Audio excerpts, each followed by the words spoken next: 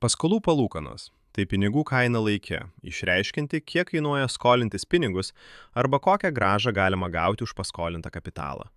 Tai vienas svarbiausių finansų sistemos elementų, darantis tiesioginę įtaką tiek verslo, tiek asmeniniams sprendimams, tiek ir visos ekonomikos veikimui. Palūkanų norma paprastai išreiškiama metiniu procentu ir priklauso nuo įvairių veiksnių – infliacijos lūkesčių, rizikos lygio, rinkos sąlygų bei centrinio banko politikos. Skolinantis, palūkanos tampa kaina, kurią reikia sumokėti už galimybę naudotis pinigais anksčiau nei jie būtų uždirbti. Tuo tarpu taupant ar investuojant, palūkanos veikia kaip atlygis už kapitalo suteikimą kitiems. Šis dvilypis vaidmuo leidžia subalansuoti pasiūlą ir paklausą finansų rinkose.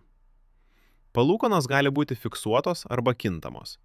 Fiksuotos palūkanos suteikia stabilumą, nes jų dydis nesikeičia per visą laikotarpį, o kintamos reaguoja į rinkos pokyčius, todėl gali tiek didėti, tiek mažėti ir paprastai būna susietos su tarpbankinių palūkanų norma.